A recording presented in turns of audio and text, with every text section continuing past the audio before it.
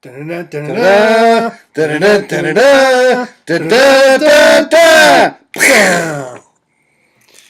Well, welcome to the TK Breakdown. Today is a sad day because of the refs. It's just ridiculous what was going on, but we move on to the next week. And before moving on, I want to give an update as to who's in first place and who's in last place. Uncle Randy's in first with 29 wins overall. I'm in second with 28, one game behind. Grandpa's in third with 26 wins. My dad's in fourth with 25. And in dead last is Josh with 23 wins. He doesn't even have 50% as of right now. 23 wins and 25 losses. That's but he's doing better than Grandpa because he technically he has more money in that he's won. But also, don't forget to make your picks for Thursday. Some people get them in a little late. Some people have to call. But that's beside the point. So, moving on. I think my dad has something to say.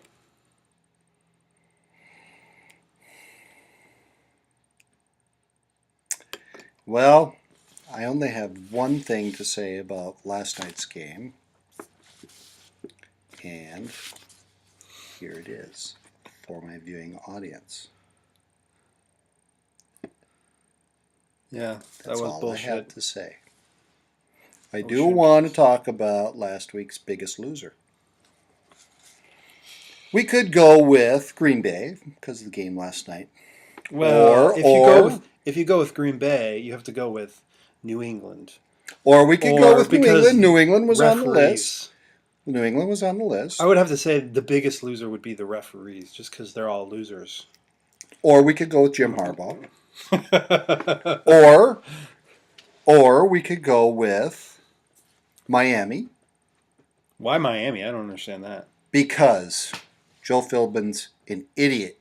He calls timeout right at the end of the game when there could still be in it in overtime, and he calls timeout to try and ice the kicker. When the defense blocks the kick, they could have still been in it, but no. Yeah. They get another chance at it and then go ahead and win the game. Rex Ryan was happy. Yeah, Rex Ryan was absolutely happy. But they lost. Wait a minute! They lost to Rel Revis. They did lose Revis for the season. He's just out. As big as losers as Joe Philbin. Well, we're not going to go with any of those. We're not. Okay. None of those are my pick for biggest loser. My pick for biggest loser is Roger Goodell. Oh. I think Roger Goodell is a hypocrite. I don't think in history that we've had a NFL football head coach fined and suspended for a year from his team because of his supposed involvement in Bountygate. Okay? We have a defensive coordinator who was suspended indefinitely because of his involvement in Bountygate. We have many players that were suspended because of their involvement in Bountygate. Okay, so what do we see here? We see the coaches are held responsible for their actions.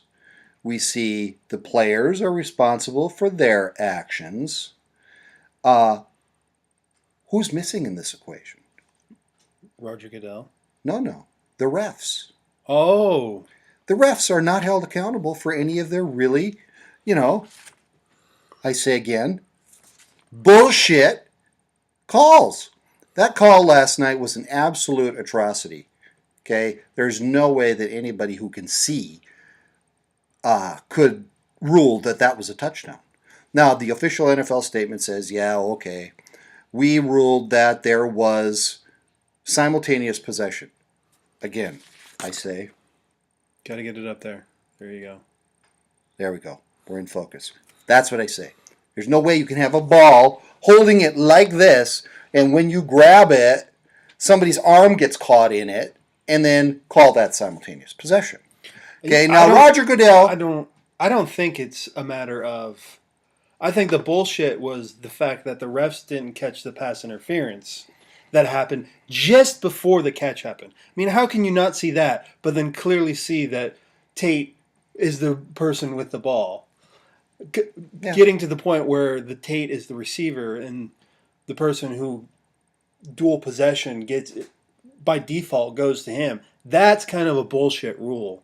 It should be the person with the most control retains possession of the ball. The rule clearly states that the default goes to the receiver, the intended receiver.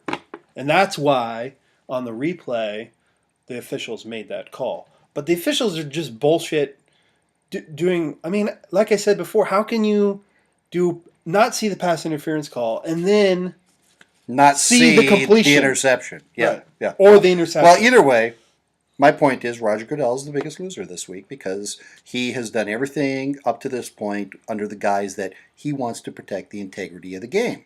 He wants to protect the safety of the players. Okay, well, you know what? Both of those things, good officiating have a big part in.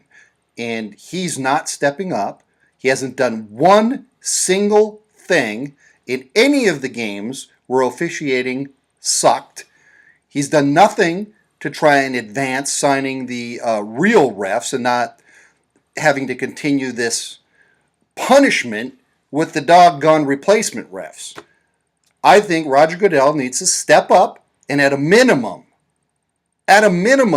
those referees need to be suspended for missing not one but two calls that were directly responsible for the outcome of the game. Okay, so at a minimum, they need to be fined or suspended or both.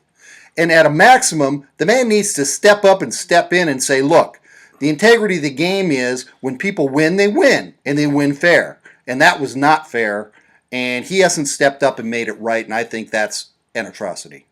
So, there, I'm on my rant. I'm off my soapbox now. I think I have so to my number 2 pick is still Jim Harbaugh as the biggest loser.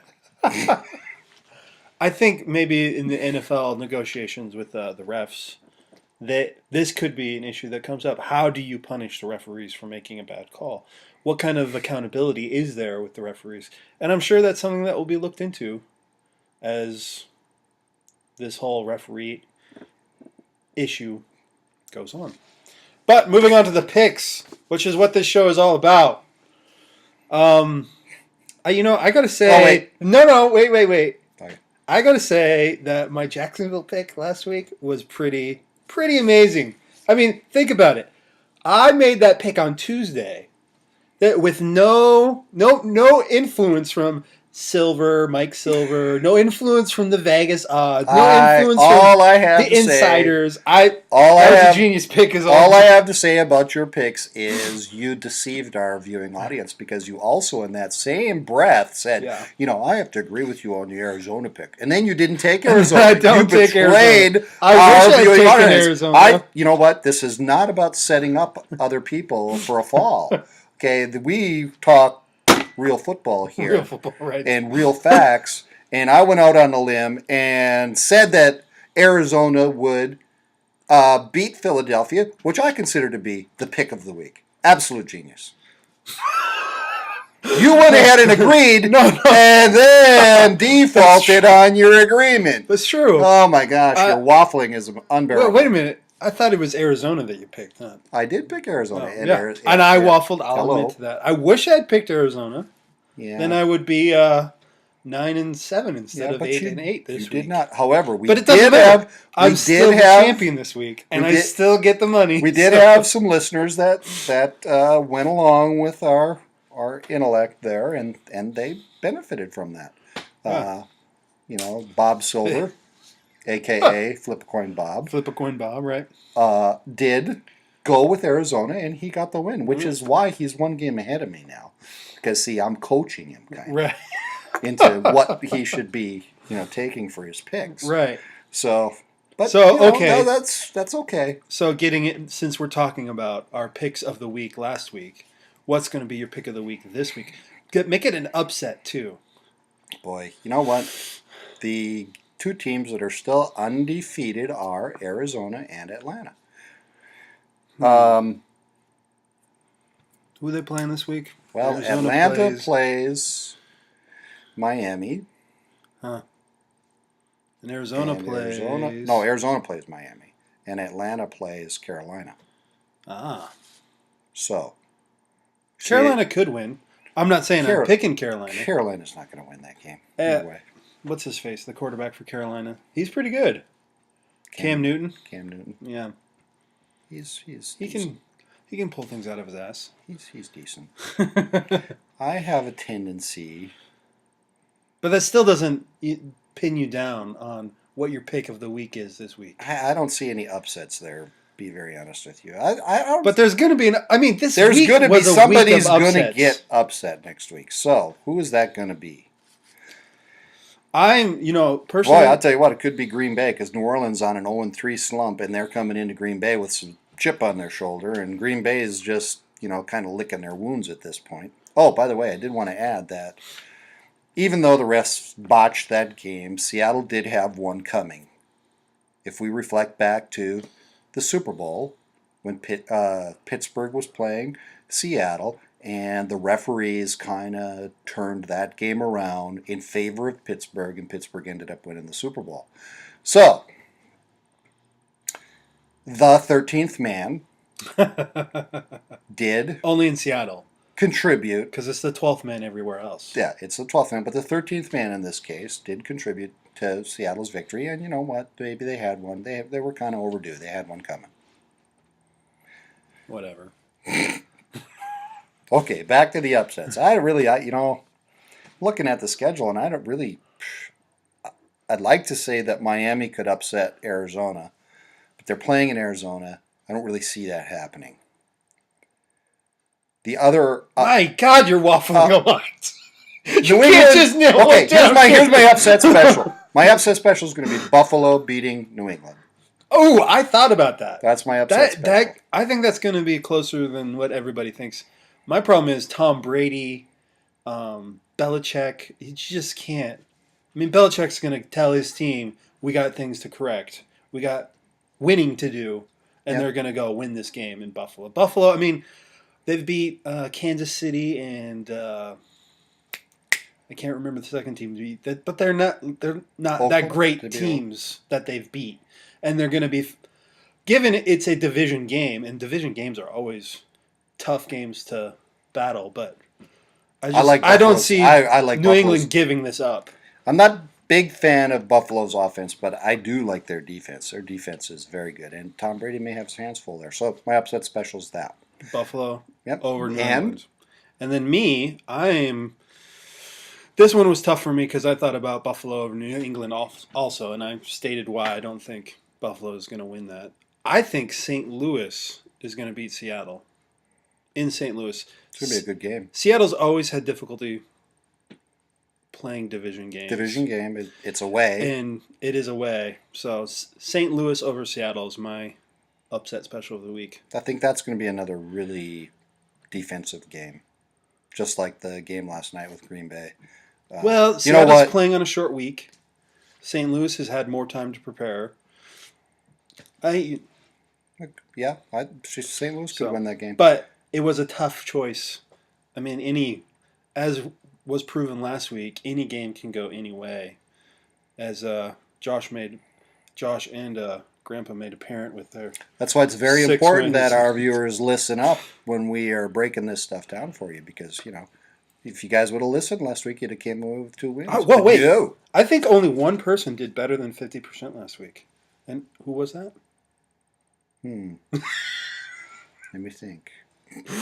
Not coming to me. Well, I think you got anything else to say?